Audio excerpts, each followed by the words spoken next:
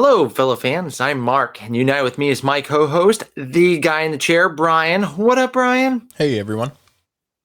On the last episode, Bryan and I talked about our favorites and highlights from the year 2021.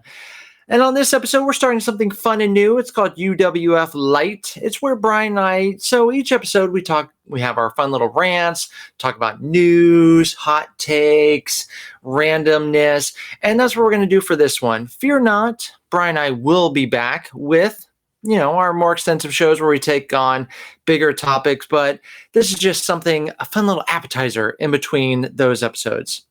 So hang in there with us, listen to us as Bryan and I take on what's new and recent on UWF Lite. Truth is, I am Iron Man. I solemnly swear that I am up to no good. What is going on? What are you doing? To infinity and beyond! This is the way. The flux capacitor! Is Star Wars the one with the little wizard boy? Chewie, we're home. Avengers! Assemble. Oh, chills. Literal chills. Hello, fellow fans. Thank you all for uniting with us as we talk about all things fandom. Big thank you to all you fans and listeners out there who have helped us by downloading and rating us. We appreciate you. We appreciate you so much. Please give us a rate or review wherever you listen so we can unite with more fans out there. UWF is partnered up with This Diz Life podcast family.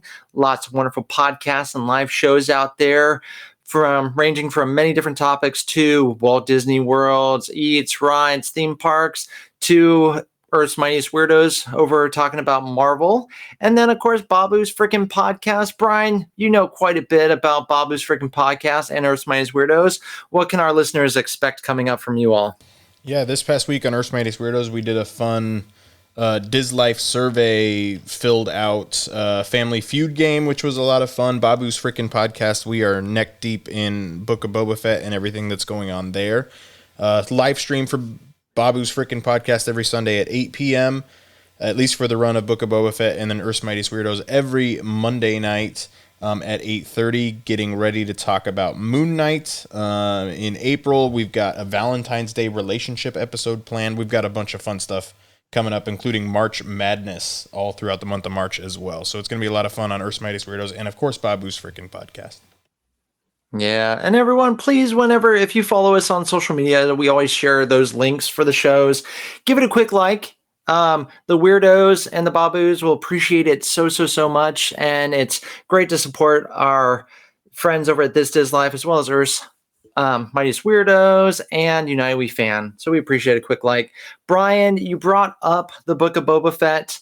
We're a couple episodes in, and I'm digging it. Now, I will say this, I'm liking it more than I thought I would. I'm really enjoying it. Now, I did laugh at the one episode that had the Power Rangers biker gang.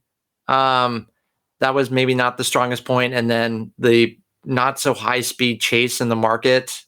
But other than that, I'm digging it. I know some people aren't too jazzed about there being so many flashbacks, but as you and I talked about, because I love talking this stuff with you. The flashback should be over and we should be all caught up, right?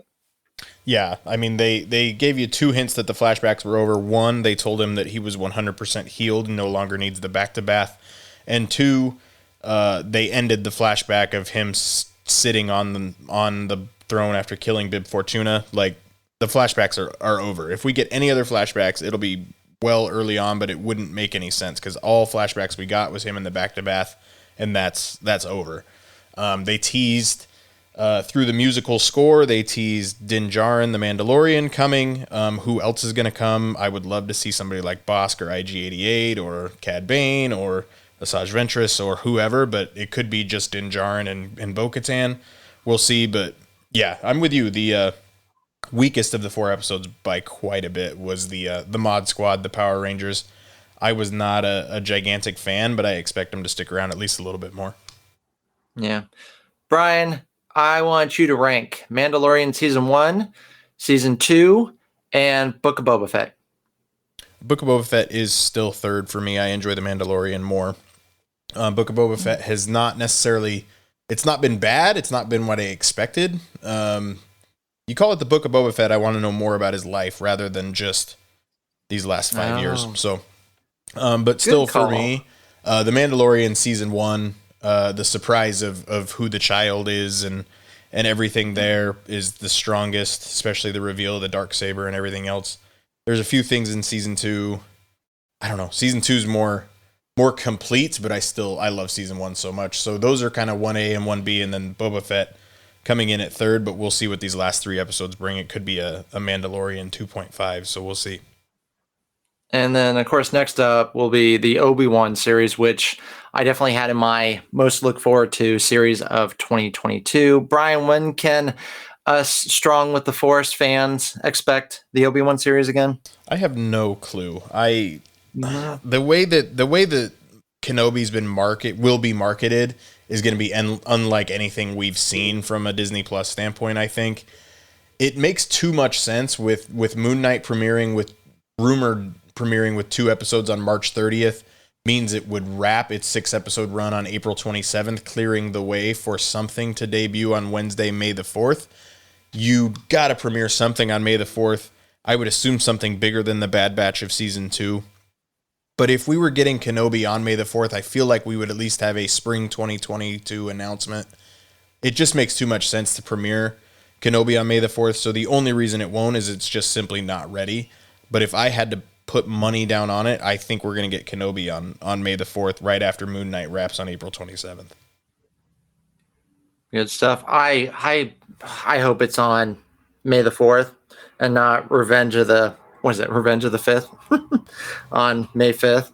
So who knows? And for all you fans out there, no matter your level of Star Wars, if you just barely know what a lightsaber is, or if you know Anakin Skywalker's favorite dessert that he had with Padme in episode 2, tune into Babu's freaking podcast. They love talking all levels of Star Wars for everyone, and get back to them. But Bryan, you brought up Moon Knight. I am excited for it. That preview was amazing. Of course, everything. I don't think I've ever watched. I thought about X-Men Apocalypse. Never mind. I'm going to hold off saying there's not been anything meh with Oscar Isaac, but there we go. I'm excited for Moon Knight. It looks like they're going to keep the horror, which you need. His costume looks amazing. The visuals look amazing.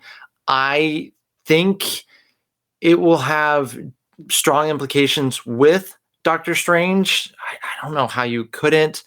So I'm excited for that. And you all will be discussing that on Earth's Mightiest Weirdos, correct? Of course we will. So I don't know. It doesn't make a ton of sense to me. I don't think it's necessarily going to coincide too much with Doctor Strange and the Multiverse of Madness. I think they're going to have the same feeling from a horror standpoint. But Kevin Feige said that the things leading into Doctor Strange and the Multiverse of Madness will be particularly Loki, WandaVision, and Spider-Man No Way Home. So Ooh. I think there's going to be some Spider-Man connections, not a ton. But it looks straight out of What If. Like the Multiverse of Madness trailer looks straight out of What If. Because Multiverse of Madness was technically supposed to come out, it was supposed to come out last May, and now it's supposed to come out March. Now it's coming out May 6th. There's too many moving parts for Moon Knight to have to premiere before Multiverse of Madness in order for it to make any sense. I think they're going to be pretty similar from a horror standpoint. So we're going to spend a lot of time in the MCU and in kind of the dark and whatever. But I would venture we see an appearance from Blade before it has anything to do with Multiverse of Madness, personally. I was going to say, I'm okay if they don't touch on Doctor Strange, because after you just listed all that, I'm like, you know what? There's a lot already feeding into that. Let's get maybe a new stream going here, and Blade would be so good. I'm excited for that. I think have they announced it? I feel like we should get Blade this October or September. Have they announced that yet or no? No, they haven't even started filming it that they've said, so it'd be hard to make this October. It's possible. I think this October we're getting the Halloween Disney Plus MCU special that's going to have to do with Werewolf by Night. Yeah. And I think we're getting a Halloween special for the MCU this October, but I think Blade's still probably going to be 23. I mean, Andrew Garfield said he is not the werewolf in that, but then again, he also said he was not in Spider-Man No Way Home. So I think we can trust him that he's not the werewolf, but you never know.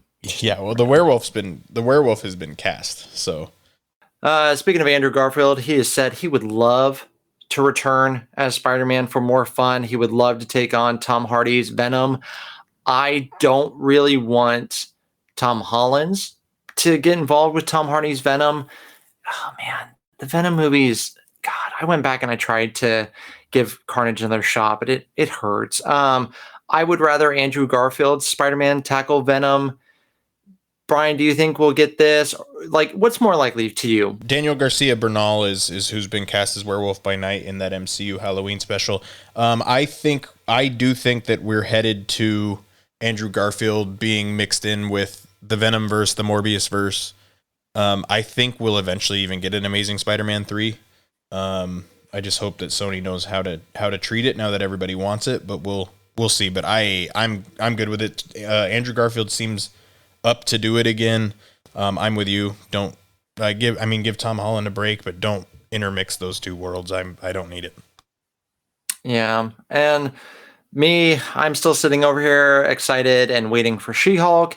Miss Marvel, I'm excited for, but I heard they're doing reshoots, and I hope the rumors aren't true where they're kind of updating her powers and diverting more from the comics, which I hope they don't. I trust in Kevin Feige. But there's no Terrigen bomb, like any setup of a Terrigen bomb anywhere in the MCU. So you have to divert there anyway. Like, you're right. We don't want her to get away from what I don't want her to be Captain are. Marvel light. Yeah, no, I don't want her fair. to. That's so. But I'm excited. Oh, She-Hulk. I can't tell you how excited I am for that one. So breaking the third wall and the courtroom stuff, Bruce Banner, and then of course you have Matt Murdock. So excited. So if any of those topics entice you, once again, just like Star Wars and Babu's, Earth's Mightiest Weirdos is welcomed. The comic shop is welcome to all levels of nerdiness. If you have theories, chime in live to their live show. They love discussing it, answering questions. Bryan, as you've seen, he's my guy in the chair. He's the one I come to. Oh God, Bryan, what is it? You have the Marvel U, the comic book app and everything. He's the man. So check it out. Earth's Mightiest Weirdos. The weirdos are great for that. And then let's see. To the comic. I'm curious how you know all these things, Matt Murdock and breaking the third wall and everything about She-Hulk. How do you know that stuff? I don't know anything about that.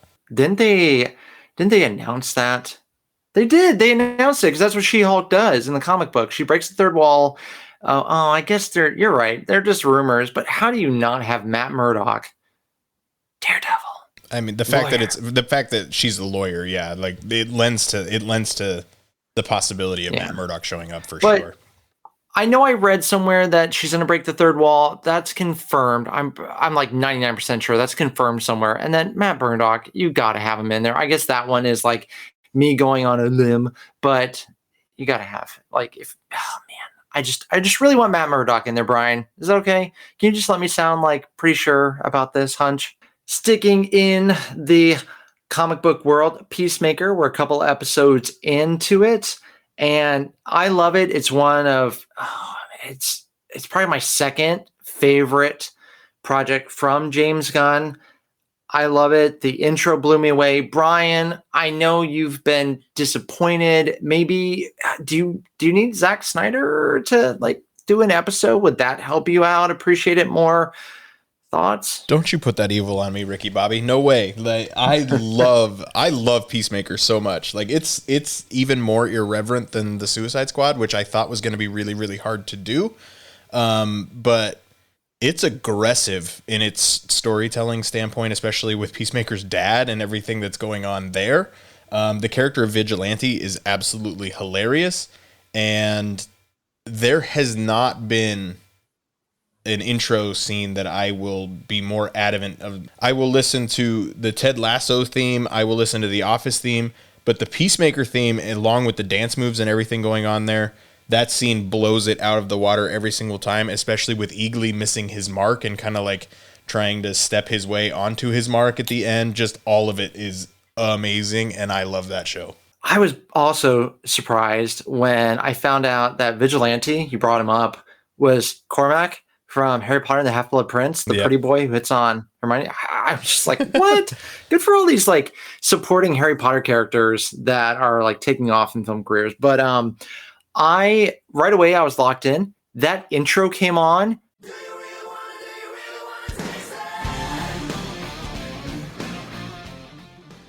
I stopped what I was doing to watch that, rewinded it, and watched it again. And so good. I love it.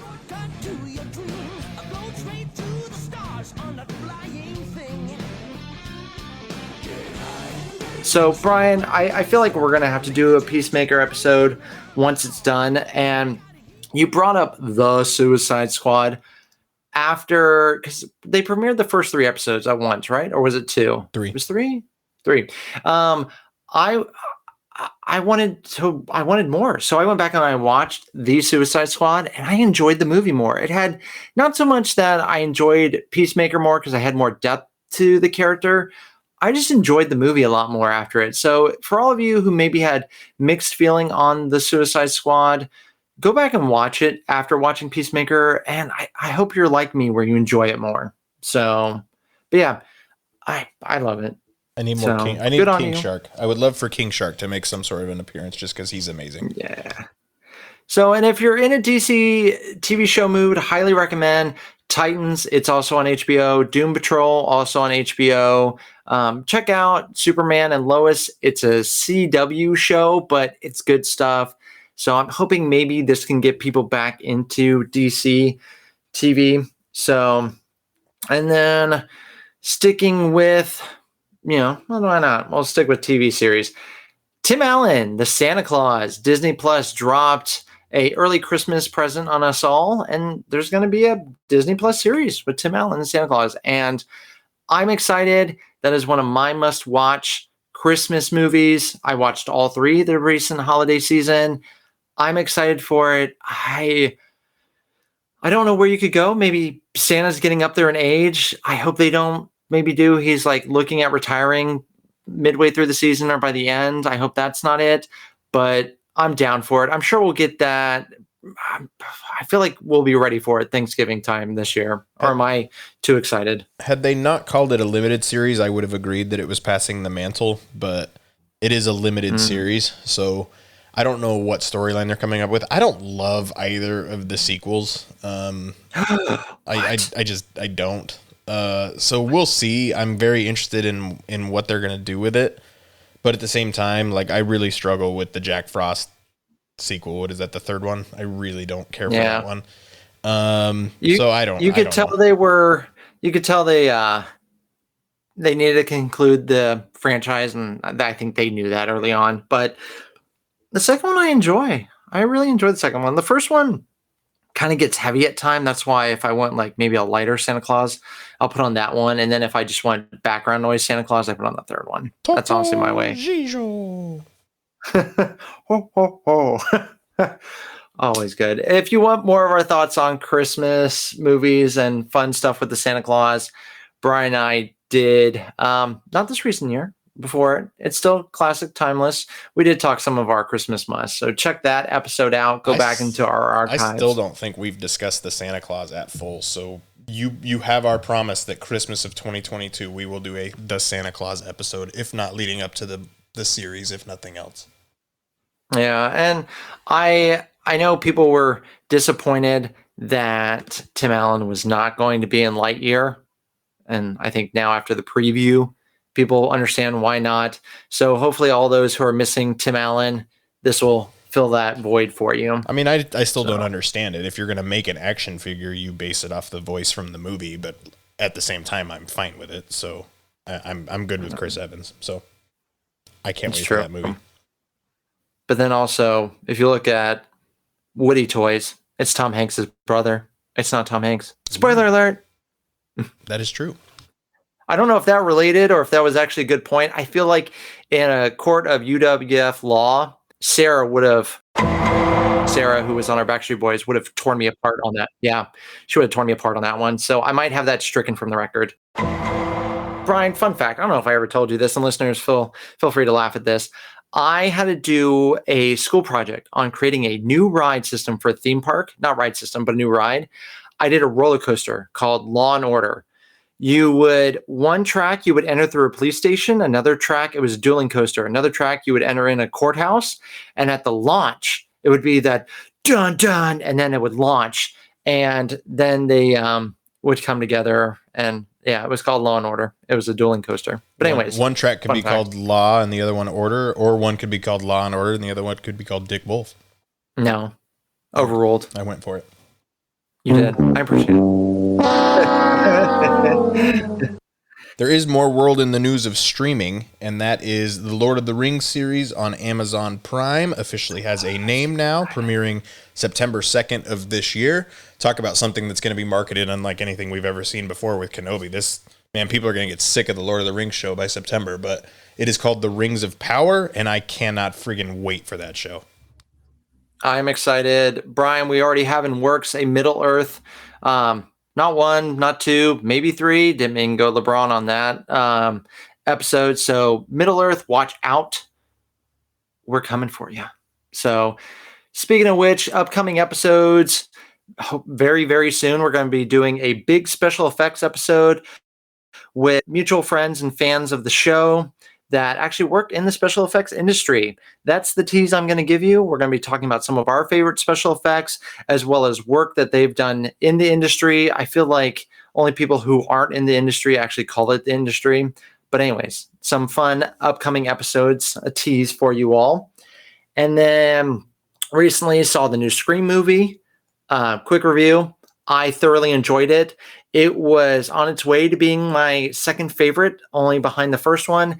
Then came kind of a weak reveal, climax ending that I kind of predicted, but I still love that series. I don't think this is a hot take, Bryan, if you want to call it a hot take.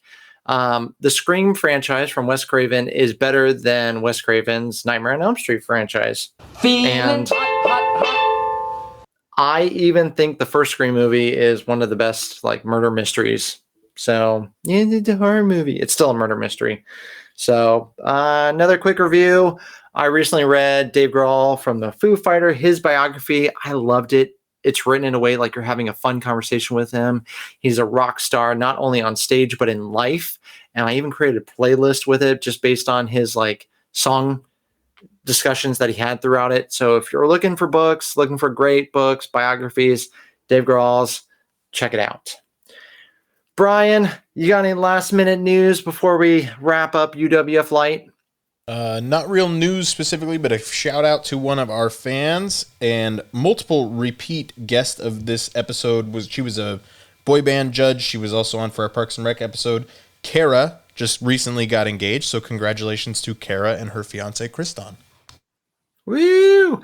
Yeah, when I saw that, Kara, just for you, I went back and I watched the animated Grinch movie.